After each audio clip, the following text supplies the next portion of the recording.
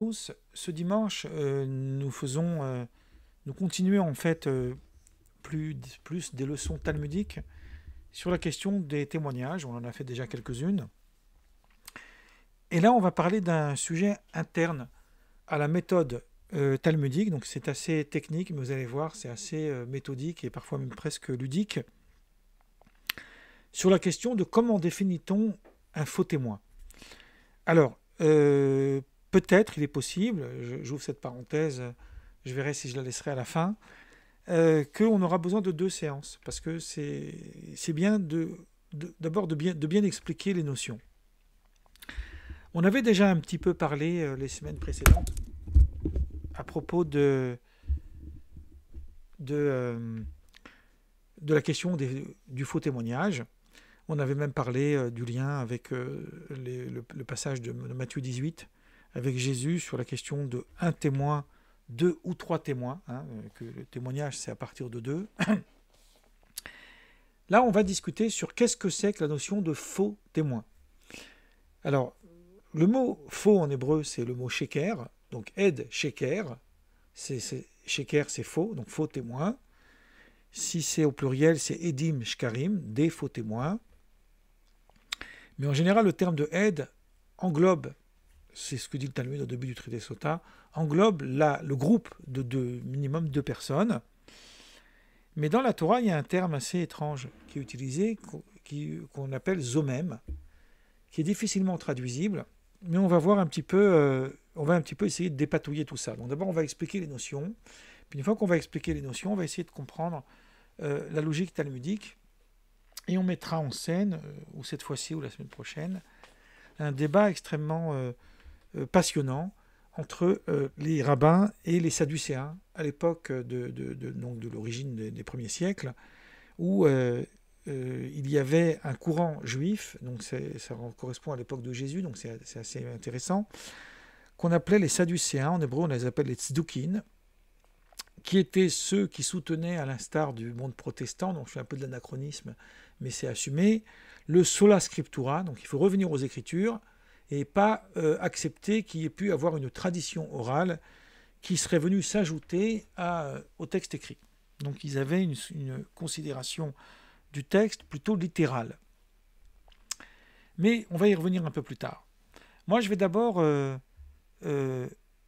partager avec vous ces quelques versets bibliques. Alors, je vous explique qu'ils sont difficilement traduisibles, mais on va essayer de voir comment ça a été traduit. Donc normalement, il me semble que vous devez pouvoir voir la page, parce que je suis tombé sur une autre page. Donc, à mon avis, vous la voyez. Donc là, j'ai pris la Bible du rabbinat, parce que vous avez l'hébreu d'un côté et le français de l'autre, même si la traduction en français est un peu bancale. Donc on va commencer à partir du verset 15 et on va aller jusqu'au verset 19. Le verset 15, on ne va pas tout lire, on lit seulement ce qui est essentiel. On l'a déjà vu quand on a travaillé sur Matthieu 18, puisqu'on nous dit « Lo yakum ed echad beish » pour ceux qui savent lire l'hébreu, mais on traduit tout de suite « Un témoignage isolé ne sera pas valable contre une personne », alors que moi je traduirais plutôt « Il ne faut pas qu'une seule personne vienne témoigner contre un autre ». C'est très difficilement de faire une traduction.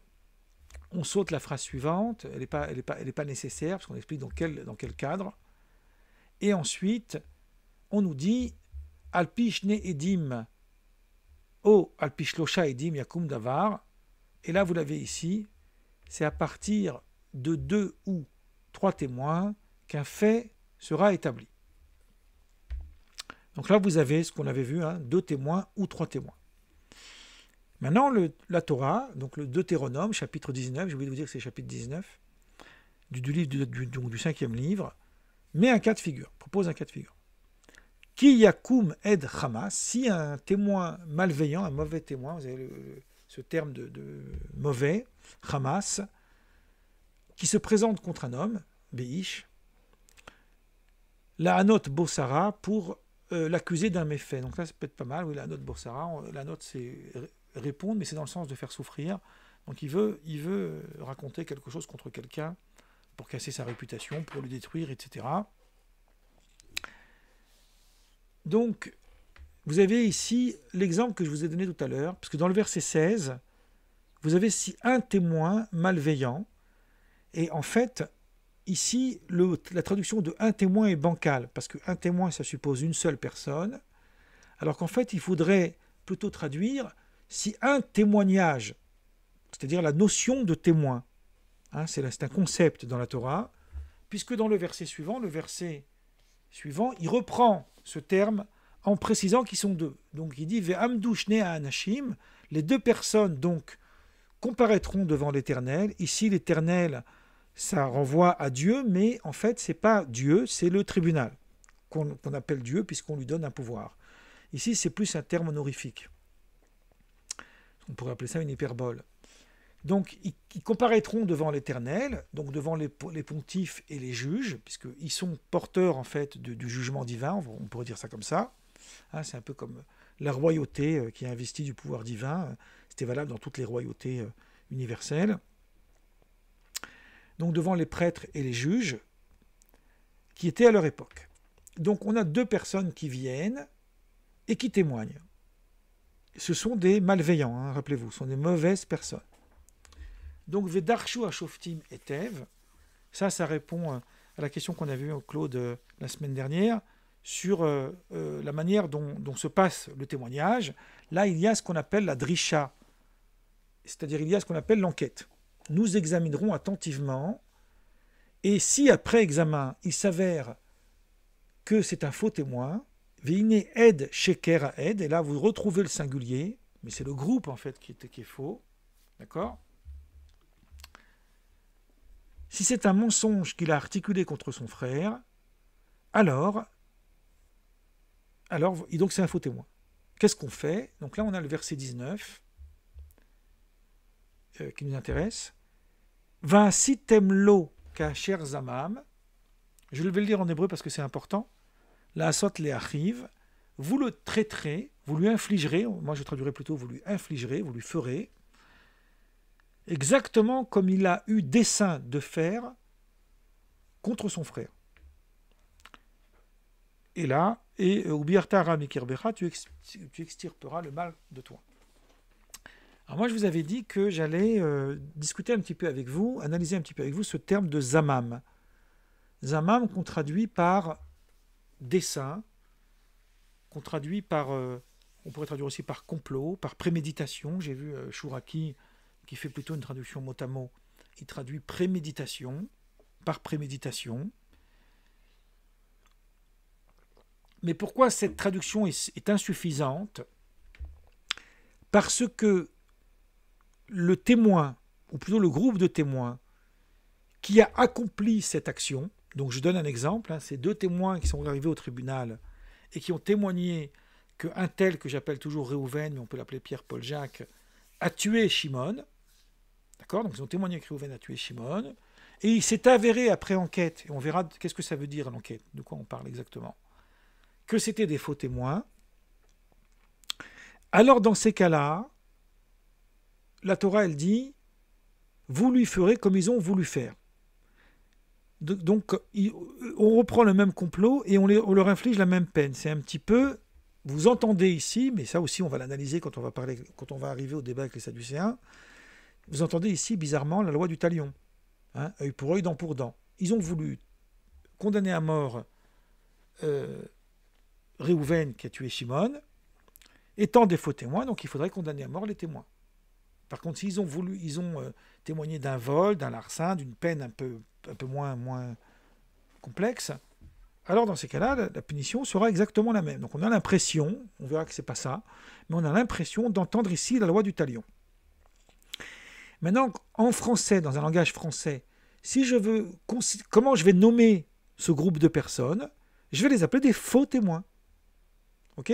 C'est la langue française, c'est clair, et même en hébreu, on peut les appeler des edim shkerim, ou et sheker. D'ailleurs, le terme de et sheker, vous l'avez dans le verset 18. Vous avez si ce témoin est un faux témoin, je souligne ici pour que vous puissiez voir, vous avez dans l'hébreu, maintenant voilà, je souligne l'hébreu, là, vous voyez, je crois que vous voyez ma sélection, vous avez Ed Sheker. Donc le verset emploie bien le terme de Sheker. Mais ces gens-là, on les appelle dans le langage rabbinique des Edim Zomemin, ou Ed Zomem. Qu'est-ce que ça veut dire Zomemin? Ça veut dire qu'ils ont été déclarés comme des comploteurs ou comme des préméditateurs. Donc comme c'est un terme qui n'existe pas en français, c'est pour ça que je dis qu'il est difficilement traduisible. Il faut, pour expliquer Zomem, il faut utiliser une phrase. C'est-à-dire qu'il faudrait dire « ce sont des témoins qui ont été déclarés faux à partir d'une procédure au tribunal. » Une procédure spécifique que je n'ai pas encore détaillée et ça va être l'objet de nos conférences, l'objet de notre causerie, pardon. De détailler un petit peu ce sujet-là. Donc ici, nous voyons deux choses. Après, on va passer dans le vif du sujet. Vous avez que la notion de aide, c'est un groupe de 2 personnes. Et donc ces 2 personnes qui viennent témoigner contre leurs frères et qui, après enquête, se sont avérés être des menteurs. Et la sentence, c'est de leur infliger exactement la même peine que eux, ils ont voulu infliger à leurs frères. C'est la réparation, en fait, du préjudice. A priori, si une personne, elle vient et qu'elle me vole un objet, ou qu'elle me casse un objet, même au tribunal français, dans tous les pays du monde, on va évaluer le préjudice et il va payer le préjudice qu'il a commis. Donc là, a priori, ça a l'air logique. On leur applique le préjudice qu'ils ont commis. Sauf que Zomem, c'est pas commettre, c'est préméditer. C'est pour ça que le terme de préméditer, il est bien aussi. Il est insuffisant, mais on doit l'utiliser. C'est une préméditation. Et on va voir après, est-ce que ça veut dire que ça a vraiment été jusqu'au bout, ou est-ce que ça veut dire que ça s'est arrêté là. Donc, voilà pour l'instant ce qu'on a comme élément. Maintenant, on va essayer de voir la manière dont le Talmud a analysé cette question. Alors, le Talmud, c'est le traité Makot, et je vous avais dit, Makot, c'est le traité qui parle des sentences, et qui est un traité extrêmement intéressant, parce que c'est un court traité, c'est l'un des plus courts d'ailleurs, il fait 24 feuillets, et il a pourtant à l'intérieur de lui toute la logique de la méthode talmudique. Alors je dis un truc un petit peu intime, c'est l'un des premiers traités du Talmud que j'ai étudié quand j'étais enfant, j'avais 13-14 ans, et moi ça me choquait énormément qu'on puisse pinailler à ce point-là sur des sentences qu'on va infliger à des pauvres coupables dans les tribunaux. J'avais un sens de l'empathie, peut-être qui était assez trop prononcé. Et un jour, le professeur, ça l'a énervé. Il m'a dit, mais analyse le texte. Et là, j'ai compris qu'il fallait prendre du recul, voilà, et c'est ça justement toute la logique du Talmud. C'est que lorsque pendant des heures et des heures, on discute pour savoir quelle est la taille des pierres qu'il faut utiliser pour lapider quelqu'un qui mérite la mort, ça ne nous donne pas envie d'aller lapider quelqu'un en sortant. Je fais ça avec humour, mais c'est un petit peu, j'analyse ça un peu dans le chapitre qui s'appelle Épilogue de mon livre de la violence juive. Mais après, en grandissant, j'ai réétudié ce traité et j'ai énormément apprécié parce que c'est vraiment, on a le cœur de la logique talmudique. Alors, déjà, on va essayer de commencer, ça va être plus simple, par détailler qu'est-ce que ça veut dire un faux témoignage. Il pourrait y avoir 3 cas de figure, on pourrait en ajouter 4, 5, mais moi je vais vous donner 3 cas de figure qui sont plutôt des généralités. Premier cas de figure, il y a 2 témoins qui viennent témoigner que, on l'a dit tout à l'heure, on va reprendre cet exemple, que Réhouven, il a tué Shimon. Donc Pierre, il a tué Paul. On va les appeler Réhouven et Shimon, on va arrêter à chaque fois de... Voilà, vous avez compris, appelez-les comme vous voulez. Donc il a tué Shimon. Donc 2 témoins, ils arrivent, il a tué Shimon. Ça ne suffit pas de dire qu'il a tué Shimon. Il faut qu'ils disent l'heure, le jour et l'endroit. Donc par exemple, moi je suis à Gisors, ça s'est passé, je peux même donner le nom de la rue, là où j'habite. Ça s'est passé à cet endroit-là, il était 17h40, et j'ai vu quelqu'un tuer une autre personne.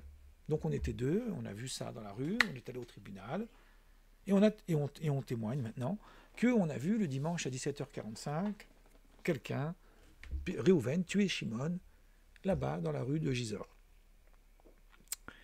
Maintenant, il peut y avoir plusieurs cas de figure.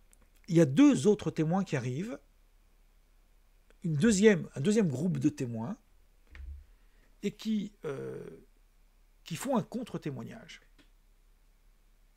Maintenant, qu'est-ce que ça veut dire, il faut un contre-témoignage? Ou bien ils peuvent prouver que l'événement n'a pas eu lieu, en attestant que la personne est encore vivante. En réalité, c'est pas vrai, elle n'est pas morte. Et après, maintenant, il faut prouver qu'elle est vivante. Alors, c'est pas simple, mais voilà, parce qu'a priori, si on déclare que quelqu'un a tué une personne, c'est qu'elle est morte.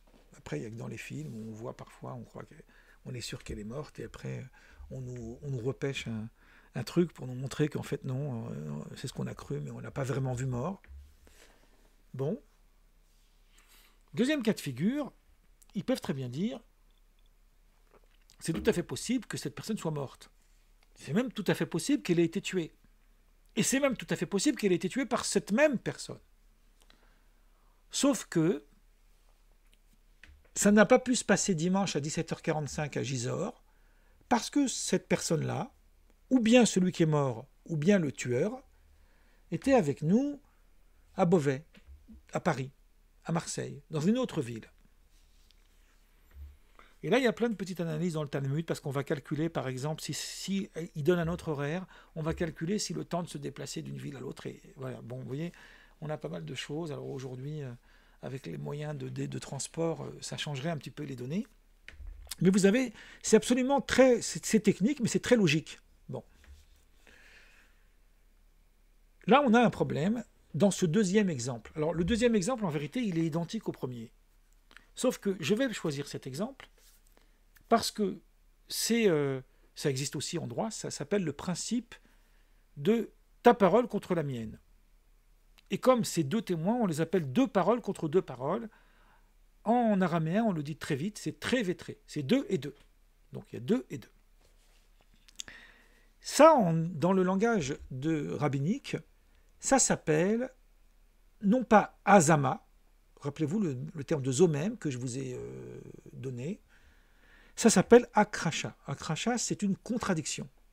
Donc c'est un témoignage contradictoire. Si par exemple je nie un fait qu'on m'impose, on me condamne, on m'accuse d'un fait, et moi je le nie, en hébreu on dit que je suis makrish. Akracha, hein, c'est la racine. Je suis makrish, ça veut dire que je nie que ce fait a bien eu lieu. Donc moi non, je dis qu'il n'a pas eu lieu ce fait, puisque je n'ai pas fait ça. On va au tribunal, et le présumé coupable, il doit à la fin faire un aveu, hein, vous savez, connaissez ce système, et il doit dire, non, je nie, c'est pas vrai, je n'ai pas fait ça. Ou bien j'ai fait ça, je reconnais effectivement ma faute. Donc, quand il reconnaît, on dit qu'il est modé. Quand il ne reconnaît pas, on dit qu'il est makrish. Et c'est très intéressant. Dans le mot modé, qui veut dire reconnaître, vous avez le mot toda, qui veut dire merci. Dire à quelqu'un merci, c'est reconnaître le bienfait qu'on lui a donné. Vous voyez, et vous avez aussi alors le terme de juif qui est Yehudi, qui vient de Yehuda, et il ne faut pas confondre avec Judas le traître, qui porte mal son nom, puisqu'on parle de Judas, du fils de Jacob, qui a été nommé comme ça au nom de la reconnaissance de sa mère Léa. Elle a reconnu les bienfaits divins, etc. Et donc, le mot juif, dans l'étymologie, ça veut dire la reconnaissance, de reconnaître quelque chose. Donc on peut prendre ce paradigme au sens beaucoup plus universel et dire que quelqu'un qui est reconnaissance, il a une dimension de judéité. Ce n'est pas forcément ni lié à une origine, ni une identité, c'est un concept. Voilà, bon. Maintenant, le contraire de modé, c'est être makrish. Je renie que ces faits ont eu lieu. Maintenant, il y a un troisième cas de figure, et là, celui-là, on l'appelle vraiment azama. Le cas de figure, c'est lequel? C'est celui qui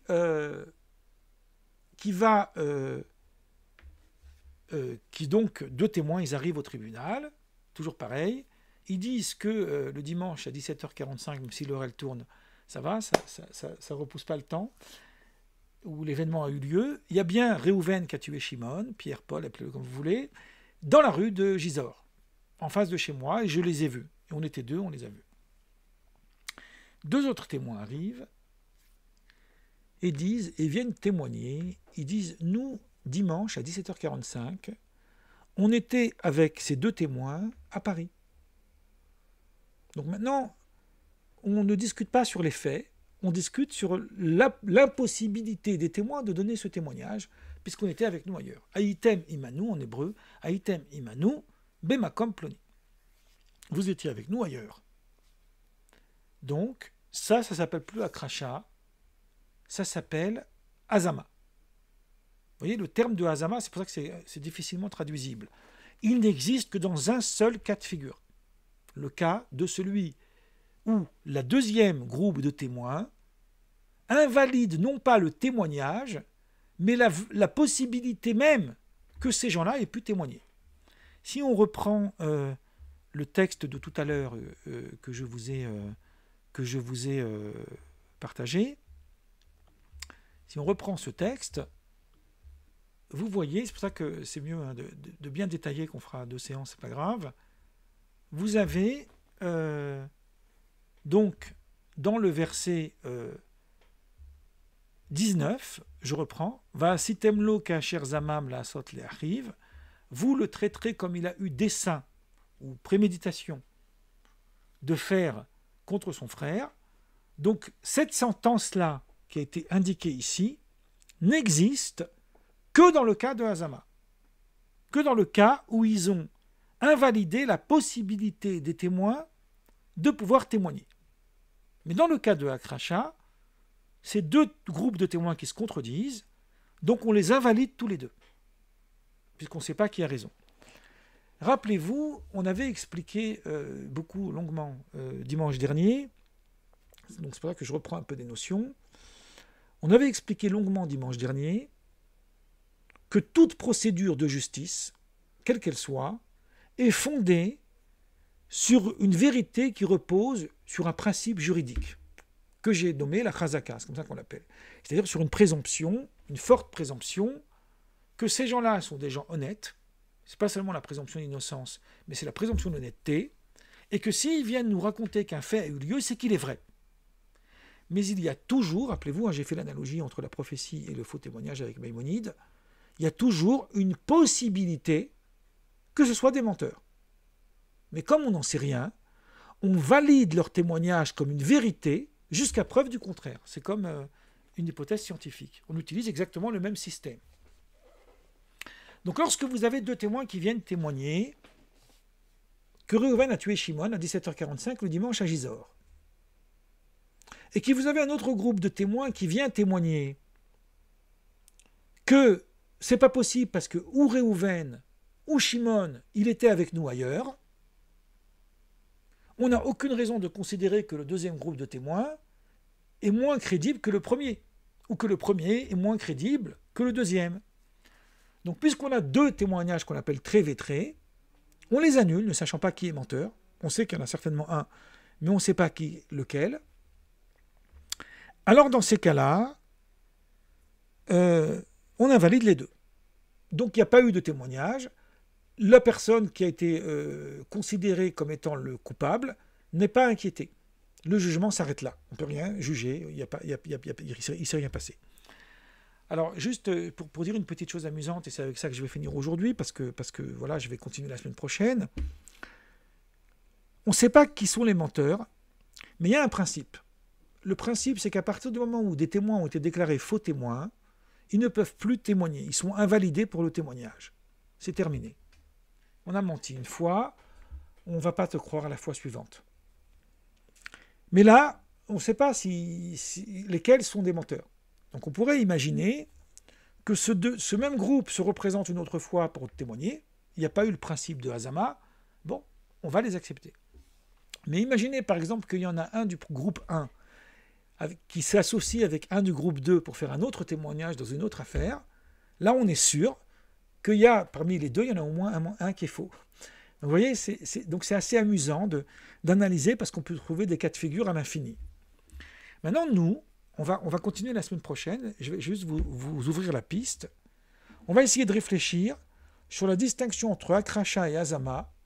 Pourquoi, dans le cas de Akracha, on invalide, donc rappelez-vous, Akracha, c'est 2 témoignages contradictoires, on invalide les 2 groupes, alors que dans le cas de Azama, on n'invalide pas le second groupe, puisqu'on accepte le témoignage des seconds et on considère les premiers comme des faux témoins. Donc ça, c'est une Mishnah dans le traité Makot qui nous dit Ma ben Azama la Akracha, quelle distinction il y a entre les deux, et on va l'étudier la semaine prochaine. Voilà, je vous ai ouvert la piste comme dans les séries américaines. Alors, pardon, je vous ai dit la semaine prochaine, mais la semaine prochaine, je ne serai pas là, parce que jeudi prochain non plus, parce que j'ai un voyage, je dois faire des conférences ailleurs. Mais là, dès que possible, on va le faire, donc a priori dans 15 jours. Voilà, donc là je vais arrêter la vidéo. Donc là j'arrête.